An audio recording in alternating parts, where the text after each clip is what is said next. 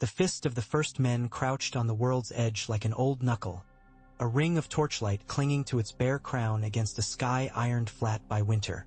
Snow crept in through every seam and tightened on every breath like a fist inside a chest. It scoured cheeks and stung eyes and found the smallest chink in a man's clothing to lay its bite on skin. Ghost moved beside Jon Snow like a silent piece of the storm itself, his pale shape all but swallowed by the weather, eyes the only living fire in the dark. Beneath, the forest was a black sea rutted with white waves, the trees groaning quietly as they held their own counsel about the cold and what was moving in it. Horns had sounded at dusk to call the outlying sentries back. By true dark, old soldiers had the look of younger men who had already walked too far. Lord Commander Mormont's tent was a square of taut canvas pinned by poles hammered into frozen ground, a shadow among shadows until a gust of wind lit its seams like cracks in a rock face during a lightning flash. Jon pushed through the flap and was inside the smell of rancid tallow, old leather, and boiled horse. Mormont sat wrapped in his bear fur cloak with a mug of black tea steaming in his hands. His hair was thin on top but still ferocious on his jaw, white as a frost-covered boulder. His crow sat on a cage perch with its head tucked, wing feathers fussed up against the drafts. When Jon entered, the bird opened one black eye and muttered, as if to itself, "Corn, corn, cold. Snow," Mormont said, as though summoning winter and a boy in one word. "Ghost hasn't spooked?" "He's restless," Jon answered, holding out his hands to the brazier grate until the backs blushed red and the palms could almost remember warmth. "He doesn't like the smell. We're all too far north to like any smells," Mormont grunted. He looked at the map spread on the table. A rough tracing of the frostfangs and forest bled by lamplight into something altogether older and less forgiving. The scouts' report smoked down in the low hollows beyond the trees. Big camps drawn long for miles. Wildlings, not ours. Jon nodded. "They'll look up here and see our torches. They always do. And then they'll wonder how many of us there are, and how much food, and whether our bowmen are sleeping." The Lord Commander peered at him. "You've a face like a man who's already lost. Out with it," Jon told him. He told him of the way the trees seemed to retreat from the night as though something colder stood behind it. He told him of the last of the first men and what they had left in that cache of dragonglass buried like a secret at the roots of the Knuckle Hill, of the blue corpse in the ruined ring and the way it had moved when no fire touched it. He told him of Corran Halfhand's eyes, steady and old and seeing further than Jon could bear, when he had set Jon upon the hard road that would lead him to the king beyond the wall. He told Mormont he had a chance now to take a path that the old ranger would not have dared hope for. "Parley," Jon said, and the wind outside seemed to listen. "With Mance Raider, I can get to him." Mormont's mouth worked around the word until it settled into something between a curse and a sigh. "And what would you say to him? That there's a storm coming south that cares nothing for crowns or thrones. That the dead move in it, and they're hungry for warmth the way men are hungry for bread. That we can't stop it fighting among ourselves." Jon scratched Ghost behind one ear, felt the slight tremor in the big direwolf's body. "We should bring them through the wall. It's what they ran for." The Lord Commander watched Jon without blinking for the space of 3 breaths, which was long enough for the brazier to snap and settle. "If I were to let you go, the men would mutiny. They see you as a boy who keeps company with wolves and speaks gently for raiders. They know you're your father's son in your bones, but they don't know what those bones will do in a strong wind." He leaned forward. "And if Mance kills you, or keeps you and sends us your hand, what then? Then you have lost a boy and a chance," Jon said, and heard the steadiness in his own voice as if it came from someone else. "But if Mance listens, we could move now under our own torches, rather than with their fires at our back. I'll not go as a hostage, my lord. I'll go as a messenger, and I'll come back or I won't. But I know him a little. He listened to a song before he listened to a horn once. He might listen again." Mormont lifted his mug and drank as though the tea could argue with the idea. The crow muttered "corn," as though providing counsel. In the end, men did what they had always done when faced with a road where both directions smelled of blood and fear. They chose the one where their hands could still find the reins. Take Dolorous Ed and Stone Snake with you. The fool will find a joke in hell, and the other will find a way through anything that isn't a wall. Ghost knows his own path. Mormont set his mug down with a clack. If you're not back by dawn, we'll light the hill like a pyre and hope the light starts a new world. Jon bowed, but not low. The cold took the sweat on his neck and turned it to a necklace of knives when he stepped out of the tent into the night again. Ed was waiting by the horses with the patience of a man who expected bad news and found it only confirmed what he already knew of life. "It's always a pleasure to be chosen, Lord Snow," he said in the same tone he used when receiving extra latrine duty. "If we get eaten, I hope it's by something with the decency to chew." They went down the switchback in silence save for Ghost's soft panting and the soft clink of metal where it could not be silenced. The night closed around them like a door. Stone Snake moved ahead and to the left, an old habit of taking the flank that by long practice had become a kind of prayer. Jon marked the faint signs that would guide them to the smoke he had seen earlier, the way the lower branches of spruce had been hacked for kindling by knives too curved to be southern. The scuffed patches where a sled had dragged, crooked, through a drift deeper than a man's chest. They found the wildling sentry by the smell before they saw him. He rose out of the snow with a drawn bow, a man too hungry to be surprised and too cold to have much to say about it. Ghost froze. Jon had no illusion about outracing an arrow with his tongue. He took off his glove quick, as though the night had bitten it off, and showed the man the back of his hand where the skin was scarred and rope burned from the time he had been taken north. "Jon Snow," he said, and lowered his head so that the man could see his throat. "Mance Rayder knows the name. I come for him." The sentry snorted steam and waved them, their horses, their damp, their dire wolf into a slit in the trees that widened into a narrow hollow seeded with fires. Faces turned, thin faces, soot-marked faces, faces with braids and bones and blue around the eyes where the cold had made its court. The air was alive with the scrape of pots, the creak of leather, the low murmur of men and women making plans that had nothing to do with lords. A woman with hair the color of old copper and a bow slung over one shoulder angled her head to take him in. Ygritte. For a heartbeat, memory and present met and rubbed like flint on steel. She looked at the direwolf, looked at him, and smiled without softening her eyes. "Heard a crow was coming on winter feet," she said as if remarking on the weather. "Didn't know it would be you." "Mance," Jon said. "I need to see him." She jerked her head, not unkindly. "He'll be at the warmest fire, which is not near warm enough. Come then, and if you've brought any heat in you, we'll be pleased to share it." Mance Rayder sat with a black cloak thrown over his shoulders, the old bronze brooch at his throat a dull star. He had a face like a good knife, not flashy, but sure of what it could do, and a pair of eyes that would hear a lie as if it were a cracked note in a lute. Beside him stood Tormund Giantsbane, big enough to be his own weather, with frost caught in the thicket of his beard. Farther back, a slender woman whose belly swelled with late pregnancy warmed her hands over the coals. Dalla's sister Val watched Jon as though she could count the heartbeats in his chest. Tormund's laugh rolled out as soon as he saw the direwolf. "There he is, the pup with the world's own snowshade.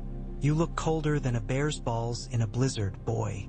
Warms me to hear your courtesy," Jon said. And if there was a curve at the corner of his mouth, snow hid it. Mance waved him closer. "Say it fast. The cold steals words out from between our teeth up here. What brings you down off your pile of old stones with a white dog and a straight back?" "The same thing that drove you from your homes," Jon said. "The dead. They're moving. They'll be here as sure as the wind finds the holes in our clothes. We've got a ring of torches and a lot of boys holding pikes they can barely lift if their hands are warm. It won't be enough."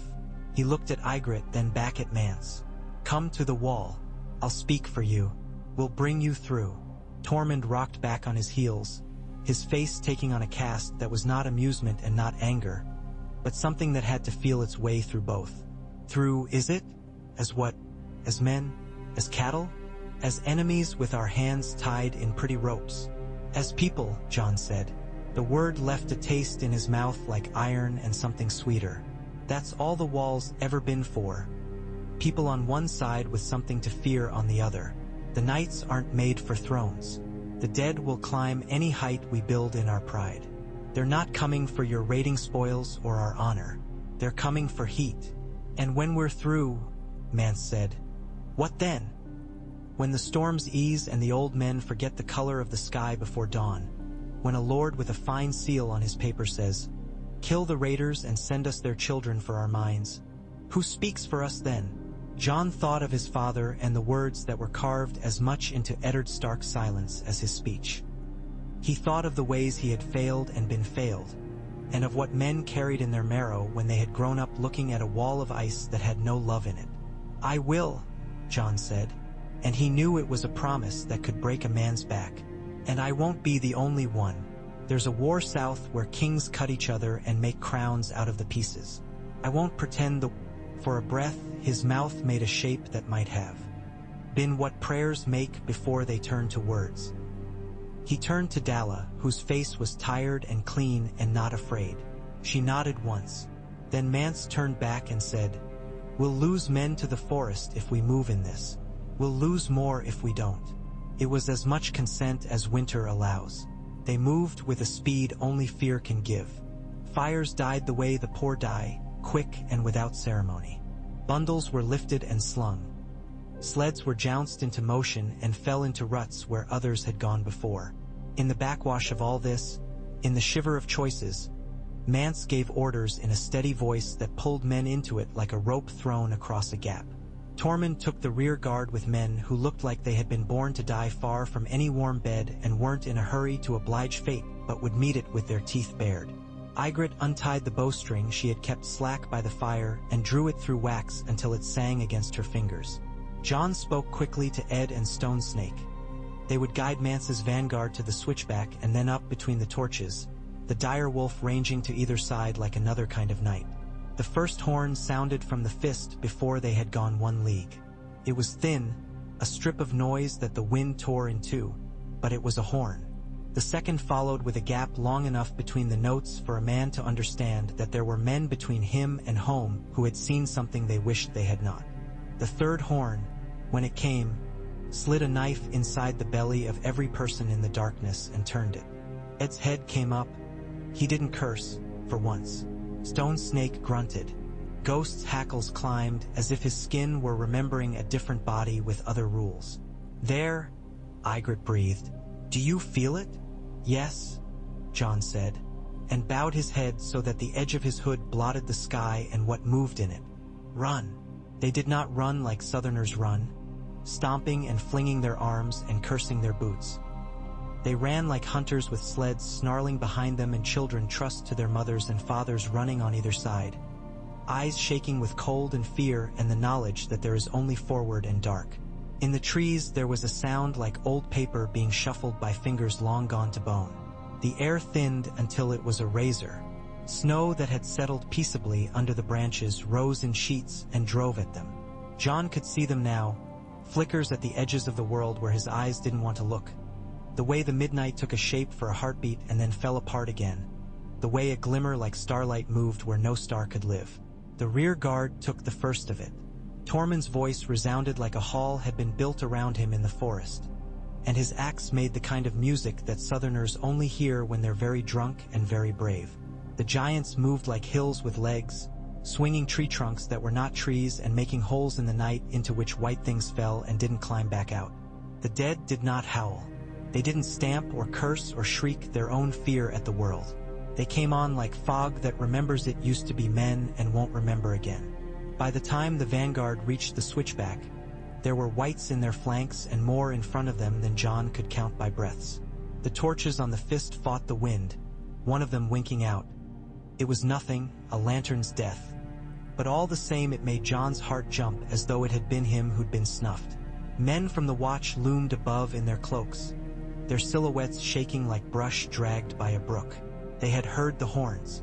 They took in what came up toward them, wildlings and wolves and a boy who had been their brother and now wore a wolf more closely than the black. Open the way, Jon shouted, and didn't know he was shouting until his throat burned with the force of it. By command of the Lord Commander, let them through. He expected to be cut down by an arrow regardless.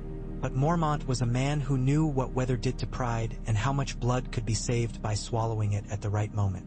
The gate opened, narrow and mean as a smile given to a creditor. Men hauled ropes. Those on the switchback flattened themselves against the stone. Bodies pressed and slid. Children were passed from arm to arm like loaves. Ghost leaped up in a blur and came down on the other side, his paws silent as falling snow. The dead hit the first line of oil at the base of the path like men who had heard nothing of fire in their brief unlives. And the pitch took them. Flames climbed the whites as if they had never been allowed to know warmth and now consumed themselves in desire. They took no warning and no lesson. They came on either side, and if there had been no giants, if there had been no men who had been living in the dark their whole lives and were not impressed by it, the dead would have gotten further. But there were giants, and there were men and women who had learned the measure of fear and given it a name so it would obey. Jon shoved bodies when they jammed and threw his shoulder under a sled when the runner caught and took a cut on his forearm that he didn't see until the blood had frozen to leather. He heard Dolorous Ed mutter something about dying being an improvement if the cold were any worse and felt his heart surge with a mad affection for it. For all of it, this miserable, brave, ragged procession of men and women he had spent his life being taught to hate, who now held their children the way his father had once held him. By the time they had them all on the slope, the dead were very close. They moved more quickly than men in snow, and their patience was very old. In the narrowness, a white blade cut out of the darkness like the idea of winter given edge. Jon caught it with long claw, and the shock of it ran through his bones like teeth fastened in a stick. The White Walker. The stories called them others, and Jon had no other word, so he took that one and used it, looked at him with eyes that hurt. It moved with a grace men forgot they ever had when they learn about hunger and wives and horses and roofs. Jon felt it probe his strength and laugh without moving its face. Then the light of a brazier, falling as a gust of wind made it sway, illuminated the walker's chest, and Jon saw the thing that was not armor and not bone. A skin of ice that had a pattern in it like frost on glass. He did not think. He shifted and drove Longclaw for that place as though all he had ever learned had been how to do this. The sword met glass and did not break. A stopper pulled out of the world, and the thing exploded into snow so fine the air drank it in a breath. Mance saw it.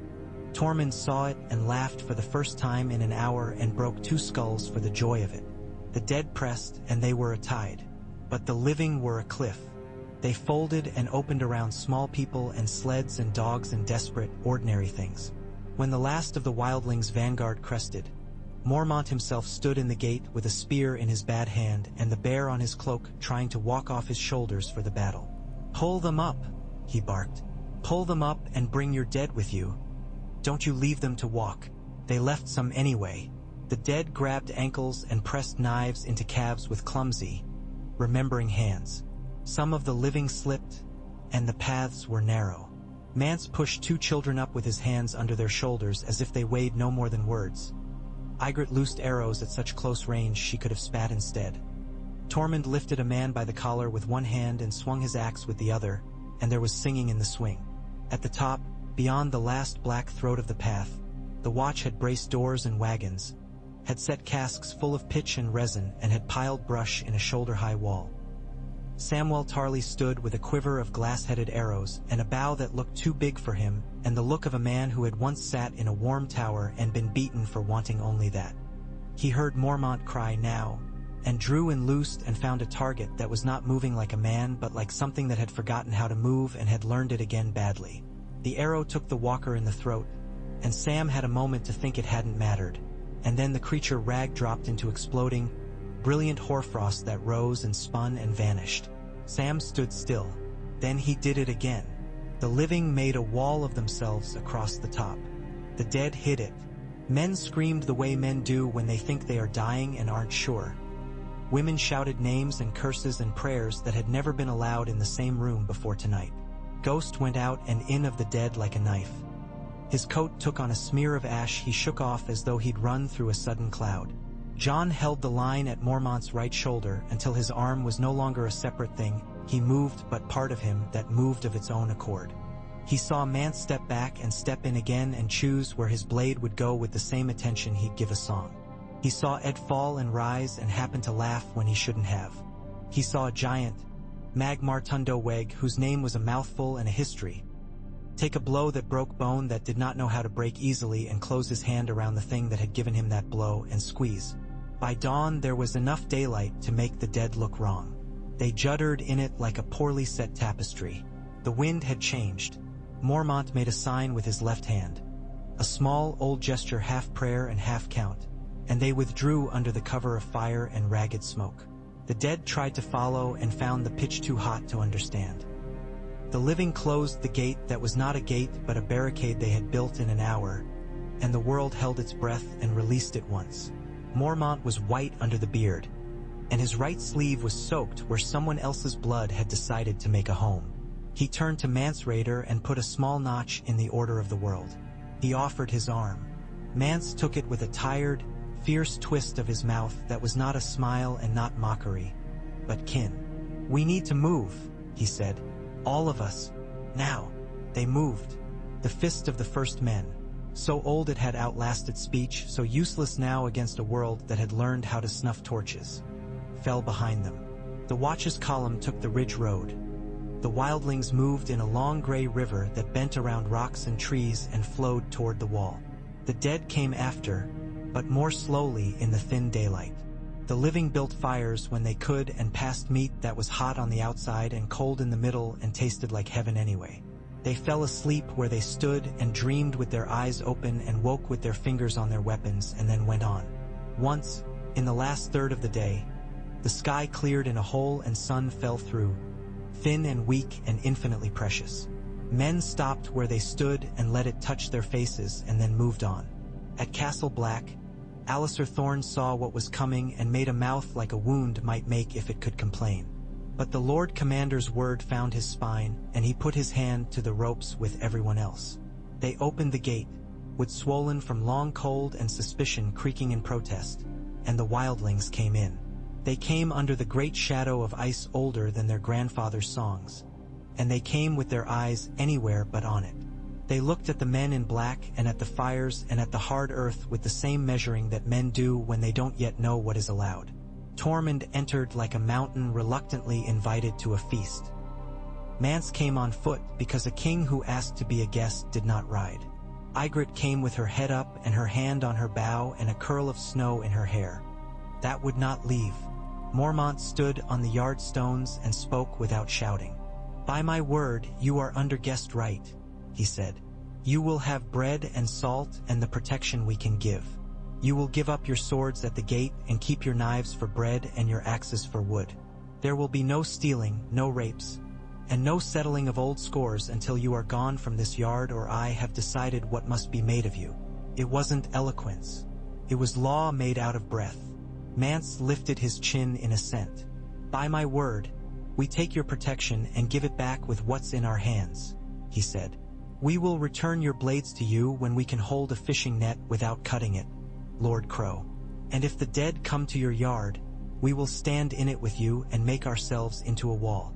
Then it was a flood. Bread that had been hoarded was cut and handed out and chewed and blessed with grease and salt and tears. Dogs nosed and were cuffed and then fed. Children looked around with eyes that had seen too little light and not enough color, and the sight of a raven fascinated them.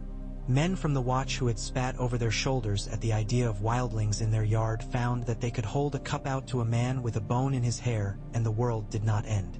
Someone began to mangle a tune that might have been southern if you squinted, and Tormund, hearing it, sang the proper words in a voice that had put more songs to shame than it had honored. "John," a voice said that was his name and something more, and he turned to find Samwise holding up a sleeve he had used to clean his glasses until he had rubbed the skin off his nose. He smiled because it was Sam and because Sam was alive and because somehow in all of this that mattered as much as anything. "You shot one," John said, quiet, as though telling a secret that would unravel if spoken in a normal voice. Sam frowned as if John had accused him of a small dishonesty. "It was moving slow," he said. Then, "Do you think they'll let us keep any of the glass?"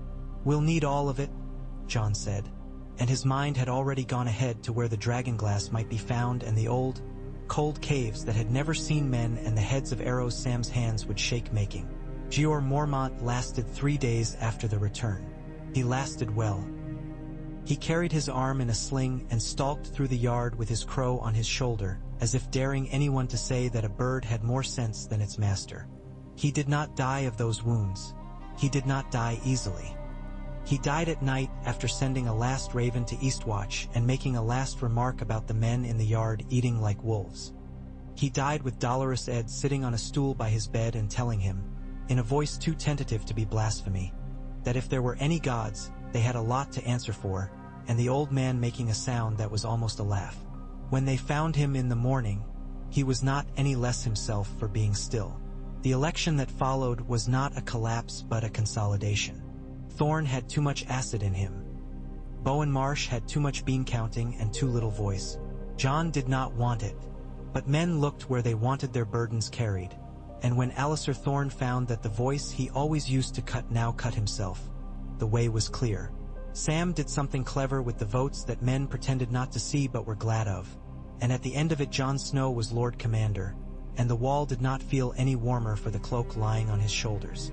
By then, the first wildlings began to move through the wall.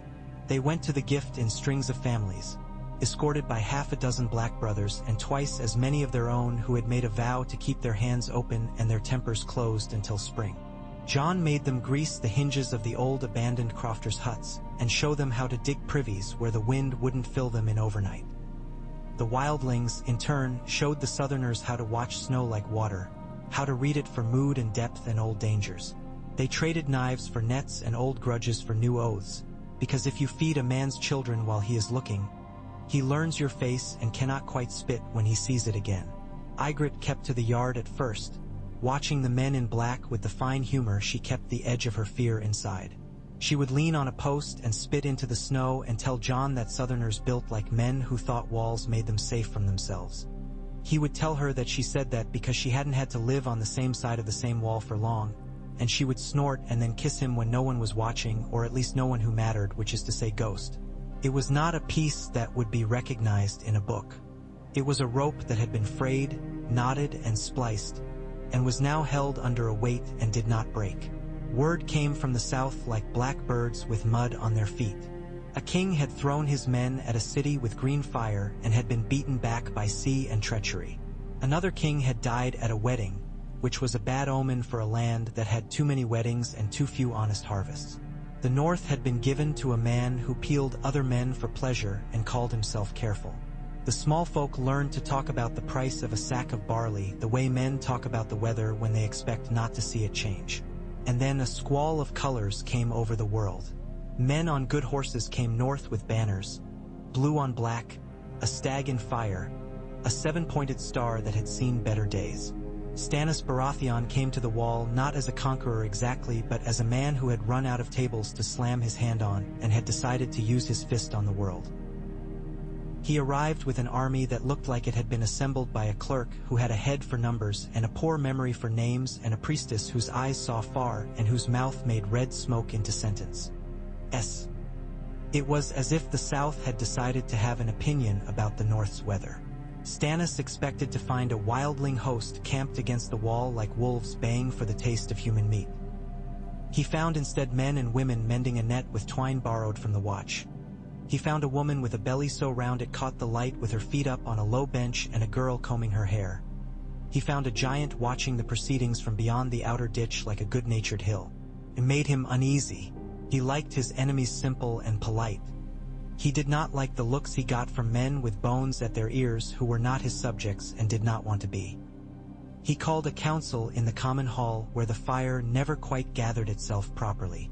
Mance came because he had not forgotten he was a king and knew that sometimes you show it by standing where another man expects you to kneel and not spitting until he is finished.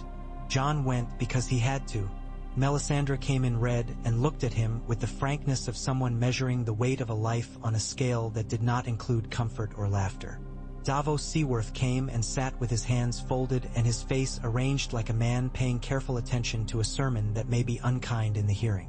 "You have done an uncommon thing," Stannis said to Jon with the barest inclination of his head toward the yard where free folk were binding bundles of wood. "You've brought raiders through my realm with their heads attached.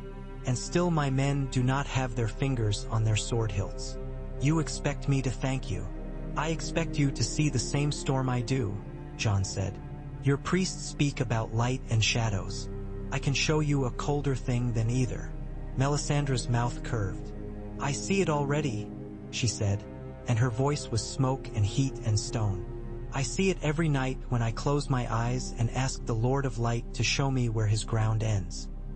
I see a man with a wolf at his heels standing on ice that thinks itself eternal." "That will be enough," Stannis snapped, and then in a more civil tone to Jon, "I may have use for you yet. Your blood is what it is. Your father's words rest on you as they rested on him. There is trouble in the north that could be made right with a name like the one you carry.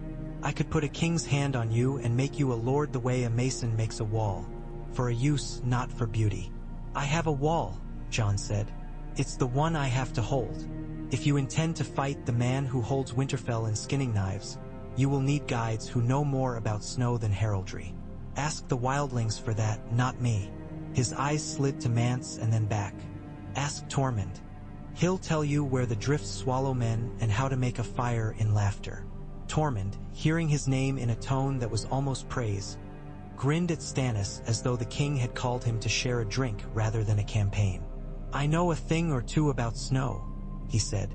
"Learned from wolves and women, which are much alike if you put a bearskin over your head and don't look too close." Davos tried not to smile. Stannis didn't. But something loosened in the room then. It wasn't the kind of loosening that leads to ease. It was the sort that means men are going to do something that might end in blood or history or both. Stannis rode away north with a ragged, stubborn army, guided by men who had drunk stream water out of their hands in winter and knew the smell of a marsh under snow. Melisandre went with him, leaving a smear of warmth in Jon's vision that persisted after she was gone, as if looking at a hot coal. Davos stayed and found he liked Samwell Tarly for the man's polite slowness and the way his head always tilted as though he were trying to hear something other men had stopped listening for. News of what Stannis did reached the wall in pieces, as news does when it has to get through cold and men lying. There were fights at crofters' villages. There were sudden storms and sudden kindnesses on the part of strangers. There were Bolton riders taken out of their saddles with ropes stretched across paths that should have been safe. It wasn't a war that a bard could sing cleanly, but it had a taste that the North had known a long time ago, the taste of men fighting for more than a man's pride. Jon held the wall. He held it by counting sacks of barley and sacks of onions with the same attention, by making men clean their own latrines, by listening when a woman from beyond told him that an old trail had been forgotten by them and could be used if the dead came again in force. He ordered dragonglass melted and hammered into swords for the first time in 10,000 years, and the sound their edges made when slid against the old whetstones made half the yard look up as if someone had played a wrong note. He sent ravens to Eastwatch to gather ships and men to ferry through the free folk that wanted the sea, and to Long Barrow to see whether the old graves still settled right and the names on their stones hadn't changed in the night. He dreamed of snow and wolves and of a woman with copper hair standing under a sky that had no clouds at all. On a morning when the wind had teeth and a smell on it like iron cooling, a raven came with a seal Jon did not recognize at once. It wasn't a northern sigil. It wasn't southern either. It was oddly nothing. Just pressed wax, hard and white, as though the sender had thought even a house would come to dust. He cracked it without ceremony. The letter said there was a queen on an island of black rock where dragons had once slept. It said that the island had stone in it that could be carved and melted into a blade that killed the cold dead without argument. It said the queen was not yet a queen in any place that men would agree is a throne, but she had 3 dragons and a claim that could make queens and bury them. Dragonstone, Sam breathed, reading over Jon's shoulder, the way Sam read all things. A queen, Jon. I know, Jon said, and felt something like a belt being tightened around the world. He went south. He did not go alone. He left Ed in command with a look that was half apology and half trust and would have broken a man less fundamentally slouched into melancholy. He took Davos because Davos had the kind of plainness that lords respect, and because there are some men whose hands you want near your life when you expect to tell the truth to power. He took Ghost because you do not leave your shadow behind when you go where it is bright. He took 2 wildling women who could smell a lie from 40 feet and had a better idea of what a dragon might do than anyone at the wall. Dragonstone rose out of the sea under a sky that had not been made for warmth. It looked like a beast trying to stand after a long winter. Black rock clawing at spray, towers that had been carved like ribs and spines, gates that had the taste of old magic on them like salt. Jon felt Ghost plaster himself to his leg in a way the direwolf rarely did. And as men do when their animals are uneasy, he felt a prickle between his shoulder blades he ignored. Daenerys Targaryen received him in a hall that had been designed to make men feel small and women bigger and dragons comfortable. She had a face that would have been called beautiful by men who didn't know better and something else by those who did. She had patience. Tyrion Lannister stood a half-step back, little and dry as apple with leftover wintered wine, with eyes that glittered as if he were always reading the world for jokes it was telling at its own expense. Missandei stood like a new kind of courtier, one who saw everything and didn't need to decide about it before the day's end. Grey Worm was still as a knife laid on the table where you could see it. Jon bowed, because you bow to a person who has crossed a sea with dragons and a purpose and who has not yet decided to burn you. She declared herself and her titles and her intent, because that is what a woman does who has learned that men take seriously only what takes time and words. Jon declared himself and his lack of titles and his intent, because that is what a man does who knows how quickly winter can close his mouth. "What do you want?" she asked. "Stone," Jon said. "The old black glass in your tunnels. And men to help us mine it and work it and carry it. And later, if you believe any of what I say, we will want fire." She sat with her hands on the arms of her chair as though fending off a weight that only her fingers could feel. "You want the fire for the dead," she said, to be sure. "Not for my enemies. If you make the dead die, you'll have fewer enemies," Jon said. "Fewer people to rule too, but the ones left might be grateful enough to listen." He expected Tyrion to smile at that, for the small man to make an observation about the nature of gratitude and how poor a coin it is for buying a crown. He didn't. He watched Jon and then moved his gaze to Ghost and then to Davos and then back to the man who was trying to ask for help without bringing his pride to its knees. "I once looked down from a high wall," Tyrion said softly into the pocket of silence that had opened up, "and thought how easy it would be to make a poor choice, but sometimes taking a step is harder than a plunge. I count it to your credit that you made it." Daenerys's face did a complicated thing that made her look younger. She nodded once, and the room relaxed almost imperceptibly, the way a camp does when someone sings the first line of a song that means home. "Take your stone," she said. "Take men. Teach them how to turn it into knives that kill what you say exists." She lifted her chin a fraction. "But stay until I see you're dead. I followed men with burning words before. I want to see the smoke." "You will," Jon said. The promise made itself and he didn't try to stop it. "If we do this right, you'll see them at a place we can call ours. And we can end this before the winter takes your dragon's breath away." "Do dragons lose their breath?" she asked with a brief flare of something like amusement. "Everything does," Jon said, and the truth of it wasn't cruel and wasn't kind. They worked. The tunnels under Dragonstone were as dangerous and obstinate as old men. They yielded their black glass in long, gleaming sheets that made men's hands ache to hold.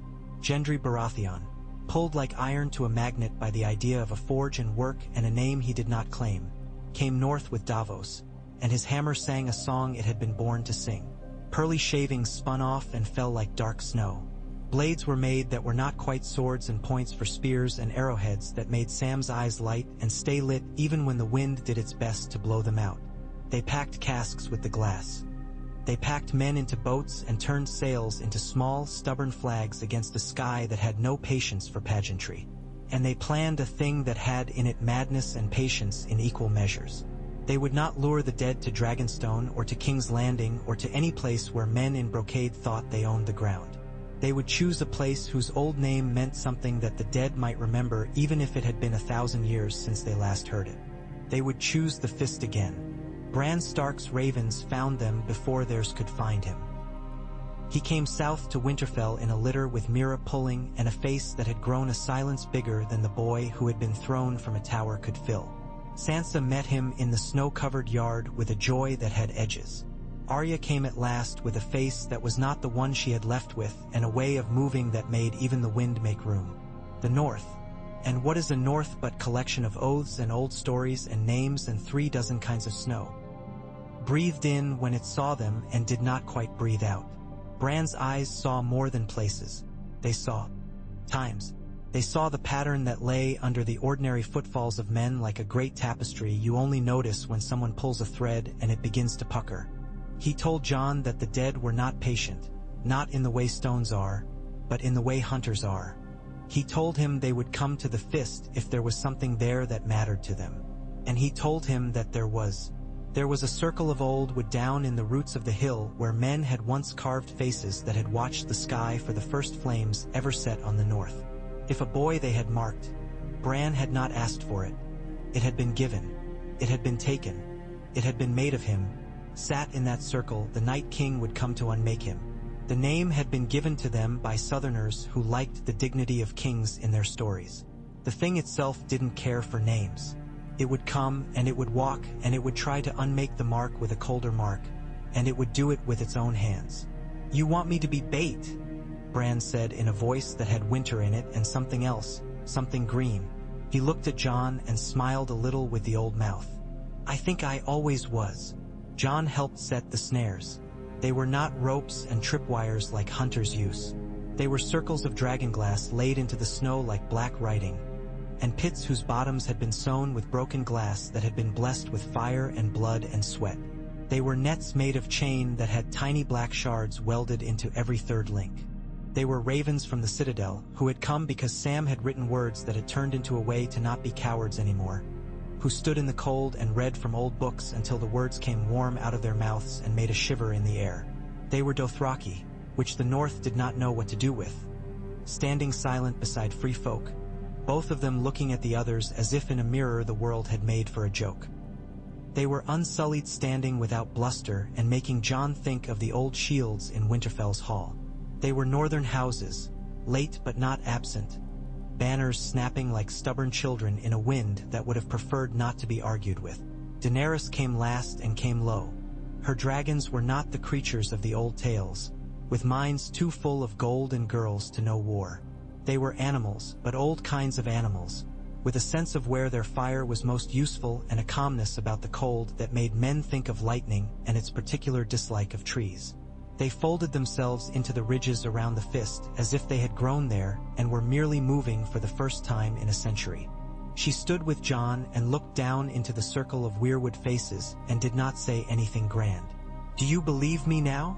Jon asked. "I believed you in my bones when I was a girl," she said.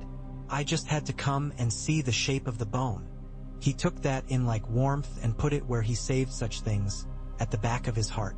They made a small fire for Bran at the center of the circle and set him on a seat that had been made from a part of an old ship's mast found in a storehouse at Eastwatch. It had the smell of salt in it even under the cold. Arya stood behind him with a face like a shadow, her hand open and empty of a blade that was there all the same. Sansa had come too because she had learned that not coming only saved her skin and not her soul. She stood a little apart and watched the faces in the wood listen to things only they could hear. Mance Rayder stood with Tormund on the south side of the circle and with Stannis' remaining knights on the north, because old jokes had decided to make room for new ones. The Night King came when the moon was high but not bright. He came with a weather so cold that men's thoughts shrank to the size of their fists. He came walking. Before him, the ground froze in a taste you could feel in your teeth. Behind him, the dead came at a long, steady pedal of the world turning itself inside out. The dragons lifted their heads and didn't roar. They breathed out slowly, tasting. Jon stood with Longclaw and felt the blood of the woman he had loved begin to move faster in his own hands. He was not beautiful. He was not a symbol. He was a problem. He moved in the way a river moves when a dam breaks, with a speed that has nothing to do with legs. He came to the outer circle of glass. He stepped into it, and the air stuttered. The glass sang. He cocked his head unexpectedly, as though a bird had chirped in a dead tree. Then he took another step, and another, as if politeness required him to take at least 3 steps before being trapped. The trap did not spring like a fox's. Closed like winter, the circles began to hum. You could feel it in your teeth. The dragonglass in the chains sang too, and then they lifted off the ground as 100 men pulled them with a single jerk. The Night King looked up then, as if surprised for the first time to find that men had thought of something he hadn't killed already. The chains fell over him. The shards bit into that old ice as if that ice had been born to feel it. The Night King moved his arms and the chains broke. 3 links. 4.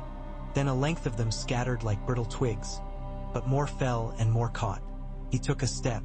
The step took broken pieces of himself with it. The dragons loosed their fire. It was not a roar so much as a decision. Fire came down in a sheet that knocked men to their knees and made the snow leap up and vanish. Where it struck the outer ring, the fire curled and screamed as if it had been denied something it had been promised. But where it struck the places where the glass had been welded into the earth and the old words spoken, the fire stuck. It crawled over the chains in a way that made the eyes ache to follow it. It caught in the pits and turned the broken glass to a black mirror that reflected nothing but fire and a shape like AM. And caught in a thorn bush made of winter. He kept coming. He kept coming because the old idea that had made him did not include stopping for anything but the thing that had been made for him.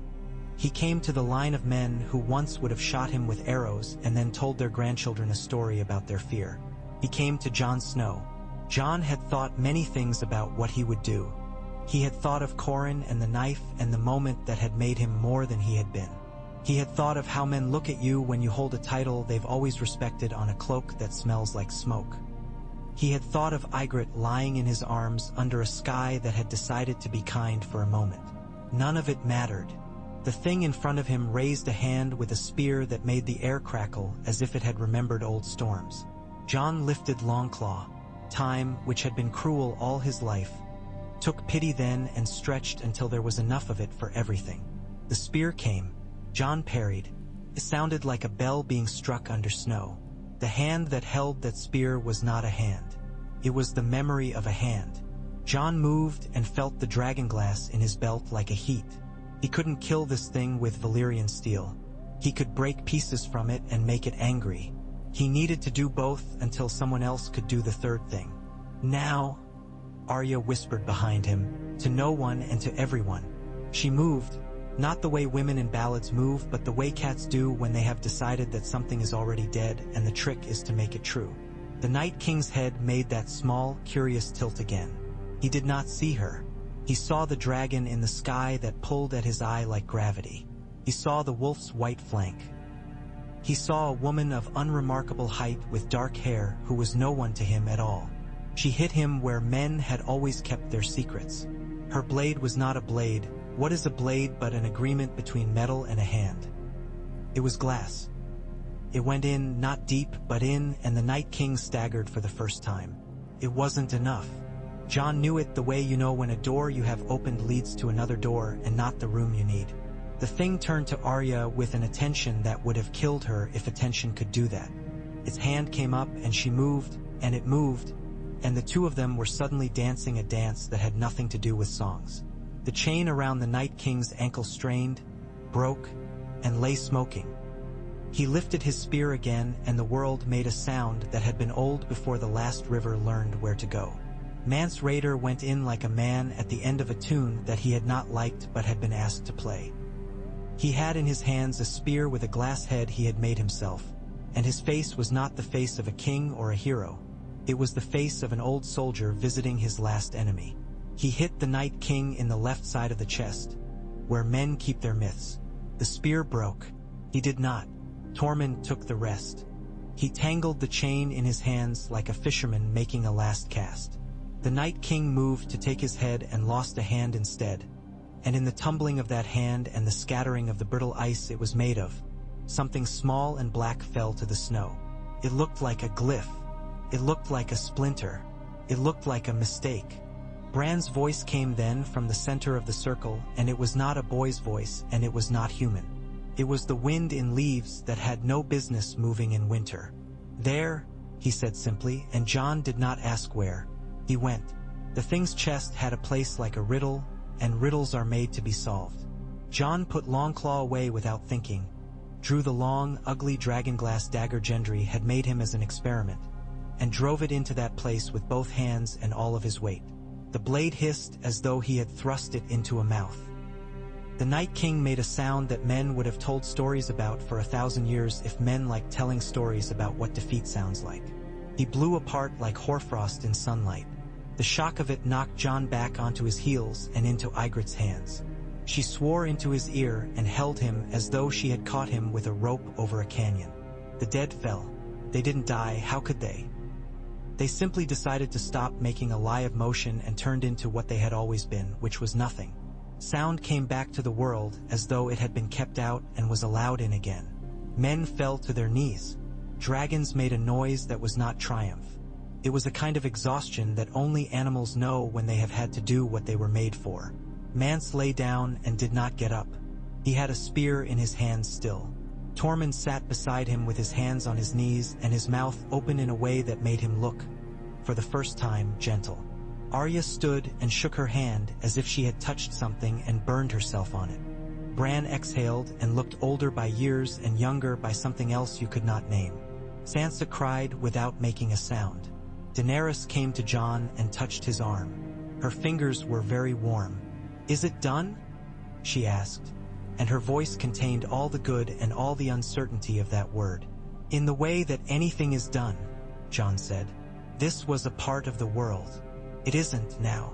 They burned Mance on a clean pyre. The wildlings sang a song that had no southern equivalent and made the hair on Jon's arms lift.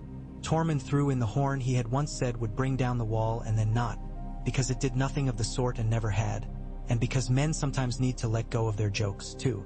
They burned 1,000 nameless dead in rings of fire that edged the fist like new jewelry. The smoke went up into a sky that might once more remember how to hold sun without finding it too heavy. When the last of it had gone, Ghost went and lay down on the place where the Night King had fallen and stayed there a long time, as if pressing something back into the earth that didn't belong above it. After, the world did what it always does after miracles and catastrophes. It went on. The living went south through the forest in columns that broke and reformed around trees and streams and ideas. They carried their wounded and counted their salt and began to forget the exact color of the sky that night, because you cannot carry everything you have seen without breaking your back. The free folk went into the gift and found that a low fence can mean more than a high wall if you settle inside it with a woman who thinks you're less of an idiot than most men and a pig that eats everything you drop. The Watch mended its gates and counted its men and found it had more of both than it had feared. The North took a breath and decided whether it would be loyal to itself or a crown in the South that had forgotten how to polish without rusting. Daenerys sailed along the east and then south, because she still had promises and enemies and a hunger that had not yet learned its own boundaries. She left men behind her who could work glass and women who could read and a boy who had held a dragon's jaw and thought it through and decided to keep his fingers. Tyrion stayed for a fortnight at Winterfell and taught Sansa 3 ways to twist a sentence so that a lord binds himself without knowing he's picked up the rope. He drank northerly wine without complaint and told the cook that she had made the best sausage he had ever tasted without quite lying. He left with a bow and a sense that he had dodged a different kind of arrow than the ones he was used to. Stannis won a winter and lost a spring. He took Winterfell not as men dream of taking it in clean battles with banners in the wind, but as winter takes things, by attrition and by finding the places where men are weakest and pressing. He did not last after that because the world did not owe him. He died on the ice near a lake whose name meant something in the old tongue that no one remembered, and Melisandre looked at the flames one last time and saw only a man and a burning piece of wood and went away into the snow without anyone seeing her go. Jon went back to the wall because that is what men do when they have been given a task that is bigger than the part of them that would like to lay it down. He presided over the building of a thing that was not a wall and not a city, a long line of ethnographies, as Sam called it later when he had learned the word at the Citadel. A weaving of people who, with luck and decency and a weather that did not decide to be hateful, could live beside each other without cutting throats.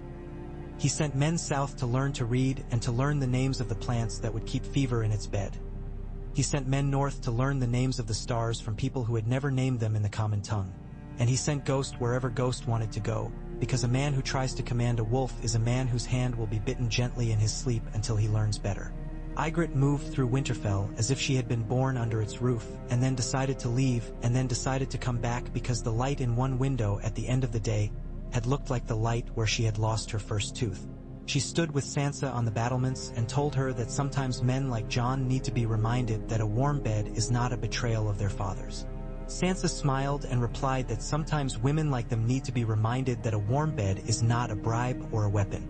They stood together until the candles in the windows looked like small, stubborn stars and the wind learned manners. Arya came and went. She came with news that the Riverlands had found a way to stand that did not involve kneeling to men who cooked their enemies. She went with the hound to deliver hard news to a man who had been collecting it and found that it tasted the same regardless of the tongue that carried it. She returned with a look on her face that said she had once been many people and now was fewer and was not yet sure she liked it. She sparred with the best the North had to give until they fell laughing at her feet and told her to go and show the South how to be embarrassed. Bran sat under the heart tree because he liked it and because he could not always abide rooms anymore. He watched leaves do their green business and watched men come and go in his vision with a patient eye. He spoke when it was necessary and not much more, which made him briefly fashionable among men who had been taught to make speeches they did not need to say. He told Jon once, when the world had grown very quiet in the last hour before dawn, that the thing that had tried to unmake him had not been the last such thing. There will always be making and unmaking, he said. You just have to tilt the balance when you can. Do you miss anything? Jon asked, which is a cruel question to ask a boy who has lost lightness and found weight. But Bran did not take it that way. He tilted his head and considered. I miss the taste of apple tarts I didn't have to earn, he said. But I think I would have missed them anyway. That's the way with tarts. He smiled a little. Do you miss anything, Jon? Jon thought about it. He thought about a life where he didn't know that the world could hold a dragon and a dead king and a girl who could be anyone and still be herself. He thought about the sound snow makes when you walk on it and it wants to talk about it and not. He thought about his father, and there the thought had to stop for a while to be itself. I miss believing that walls could keep some things out, he said finally. But I don't think that was a good belief to have. Bran nodded, as if to say that some losses are the kind you need to wrap in wool and keep. The ravens came with what must, at some point, have seemed like good news and what might also be bad, depending on the weather. Cersei Lannister had decided to sit on a chair that pinched and call herself safe. She had set fires and said they were candles, and in the end found that all fires are made of one thing, and that thing is expected to bite. She died not because of prophecy or a brother's long, thoughtful rage, but because a building forgot that it was a building when too much heat got in its bones. Men told the story as if the wolves in the north had breathed and knocked down a house of cards. The truth was less poetic and better. Daenerys came in time. She came with dragons whose wings hit the air like a door being shut in a braggart's face. She came with men who had learned her name without quite deciding to love it. She came with Tyrion, who had too many plans, and with Missandei, who had enough patience to see whether any of those plans had legs. She took King's Landing not with fire but with the strangest weapon a conqueror can wield, the idea that a city might be made for its people. It worked badly and then well and then badly again.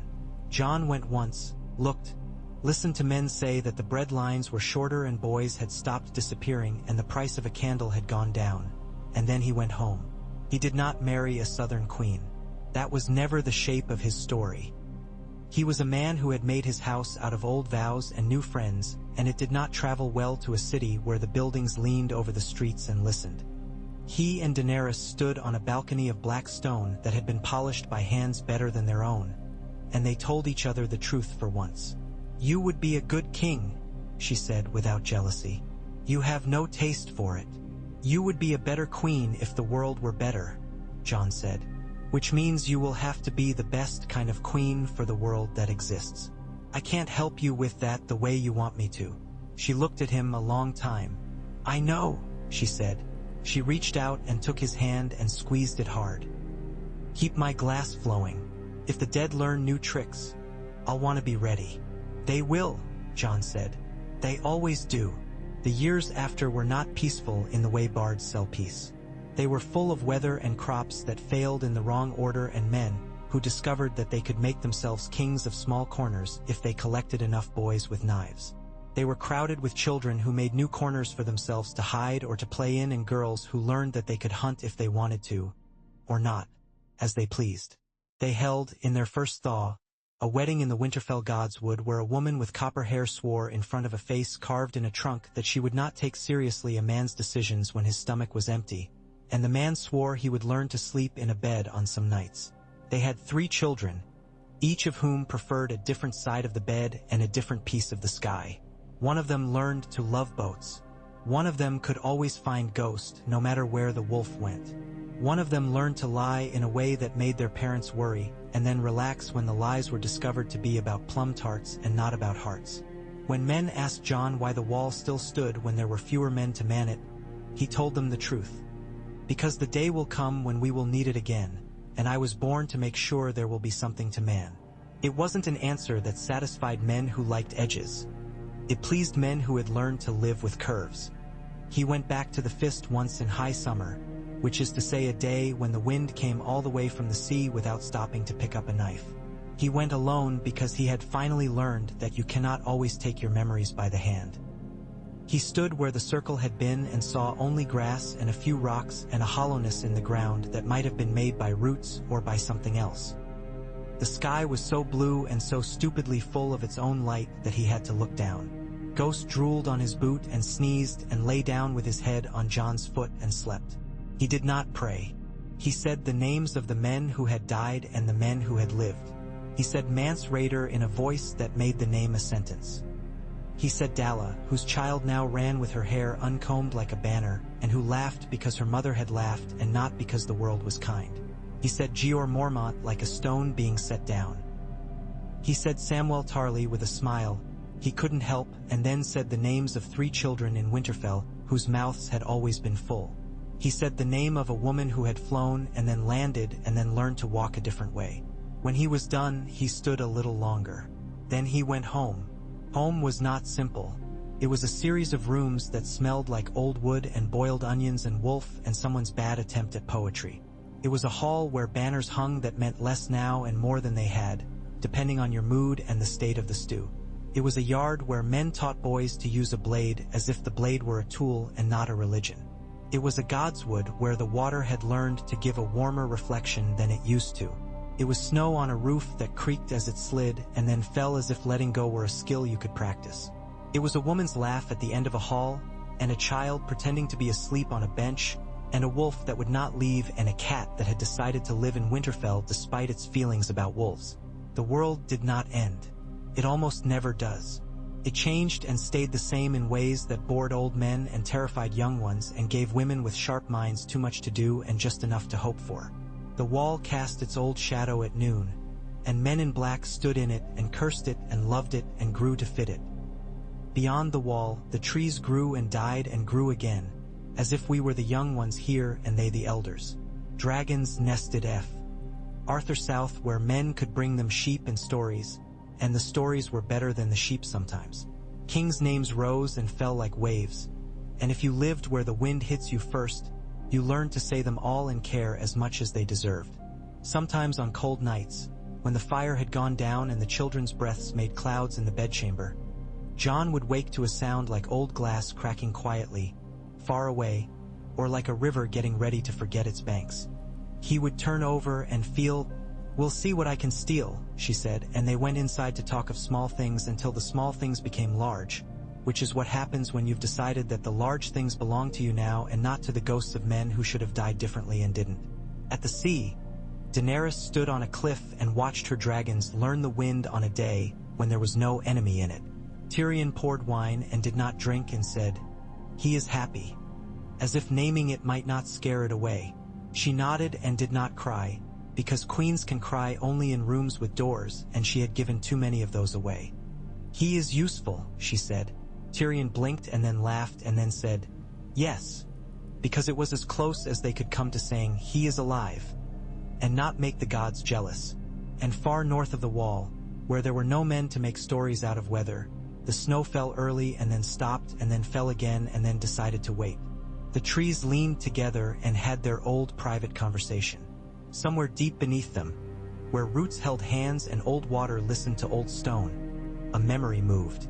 It was not the Night King's, and it did not belong to men, and it did not wish any of them harm. It was the memory of the first fire and the first breath after it, and it kept its secret the way good things must, by sleeping with one eye open.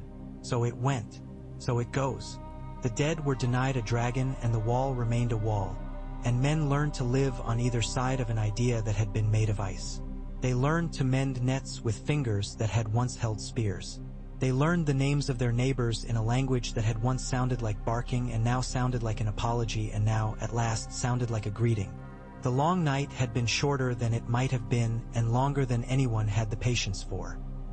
But it was over, and the world, which is neither kind nor cruel but only itself, kept moving, bearing them all on like an old knife in a good hand. Ghosts slept in the sun with one eye half open. Jon stood on the wall of Winterfell and looked north and did not feel like a boy any longer. And that was a grief and a gift, as most endings are.